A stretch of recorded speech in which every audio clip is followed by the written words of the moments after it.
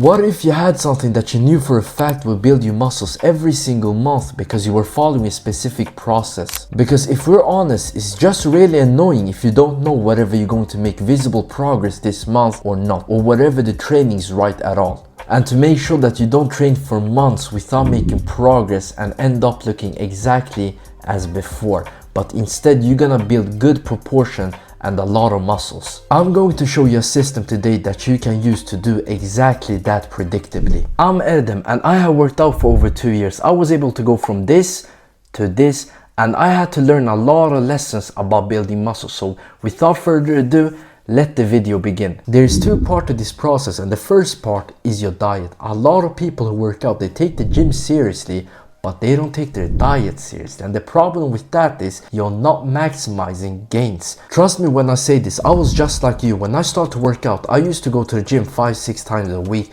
but my diet, I didn't care about that. I just told myself, as long as I get my protein, I'm good to go. I don't care about anything else. All protein is the same. That's what I thought, and that was totally wrong. And today, when I start to take my diet more seriously, I got more results. I got faster results than back then. Also, what you have to remember is that all protein is not the same. Vegan protein is a lot worse than animal-based protein. And when you go to the supermarket and you're gonna buy protein bar or protein powder, a lot of those products have soy protein. Soy protein is very cheap, highly processed, and it's not even that digestible for the human body. Another thing with supplements is don't abuse it. You should not drink 3 protein shakes per day. That's crazy. The problem with that is protein shake only has protein. It doesn't have any other nutrients, and that is a bad thing. You need to have a balanced diet. Remember, the human body is like a machine. Every single part of you works together. So if you want to maximize muscle gains, you need to maximize everything else too.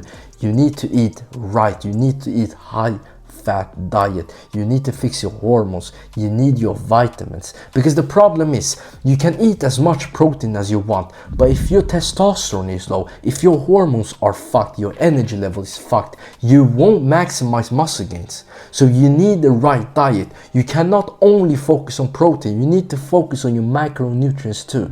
And when I realized this, I changed my diet. Today I eat high fat, high protein diet, and the results of this diet is that I make gains really fast. Look at my oldest videos, that was in March. You will see a big difference today compared to then. Why? Because my diet is new. I have a different diet. I have a high fat diet, and I have seen a lot of results because of that. Now we're done with the first part, and that was diet, right? Now let's go over to the next part, and that is your training. By the way, if you want to know how to gain 15 to 25 pounds of attractive muscle mass in the next 6 months, click the first link in the description. If you want to maximize muscle gains, you have to work out 4 to 6 times a week, because if you go 3 or below, you're not maximizing gains. The frequency is too low. You will still build muscles, but not at a good rate. And if you want to work out every single day, that's not a good idea either, because your body needs to rest. We go to the gym to break down the muscle fiber, and then we come home to rest and build up the muscle fibers again. So you need rest. Now let's talk about rep range. I like to do 8 to 12 reps. The reason why I don't do higher weights with lower reps is because I realized that when I do higher weights, my rep quality gets worsened. With higher weights, it's easier to have bad form. It's easier to cheat on your reps and use other muscle groups for support.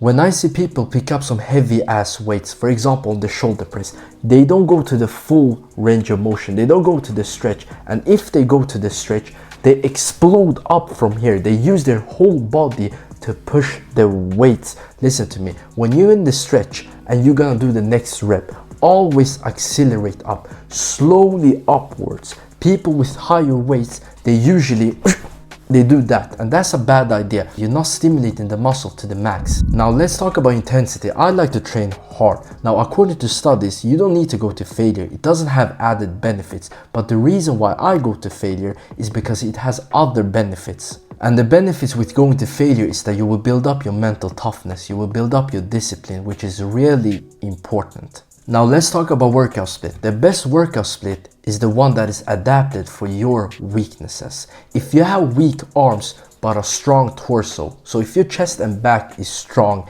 and your arms are weak, do Arnold split. If it's vice versa, your chest and back is weak but your arms are strong, do push-pull leg. If your lower body is weak but your upper body is strong, do upper lower.